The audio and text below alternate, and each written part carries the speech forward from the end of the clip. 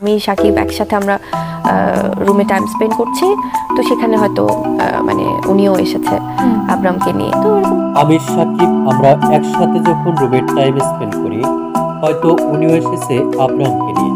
হঠাৎ একই বলছেন চিত্রনায়িকা শবনম ইসমিন বুবলি। তাই তার বিস্তারিত জানতে অবশ্যই ভিডিওটি না টেনে শুরু থেকে শেষ পর্যন্ত দেখে সঙ্গে থাকুন।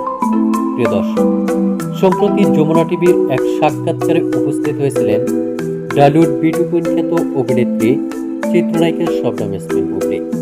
সেখানে তিনি বিভিন্ন বিষয়ে কথা বলেন। তবে কথা বলার এক পর্যায়ে শাকিব খান, অপু বিশ্বাস ও আবরাম খান জয়ের প্রসঙ্গ চলে আসলে তখন বুবলির কাছে জানতে চাওয়া হয় বাংলাদেশের জনপ্রিয় অভিনেত্রী অপু বিশ্বাস।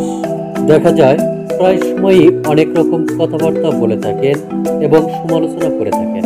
সেক্ষেত্রে তোমার চলার পথে, কাজের ক্ষেত্রে কিংবা পার্সোনাল লাইফে কোনো বিব্রতিকর পরিস্থিতি সৃষ্টি হয়েছে কিনা, এমন প্রশ্নের উত্তরে চিত্রনায়িকা শবনম ইসমিন বুবলি বলেন, আমার কাছে আসলে মনে হয় যে আসলে সবাই খেয়াল করলে বুঝবে যে আমি কখনো কাউকে বাজে মন্তব্য করিনি।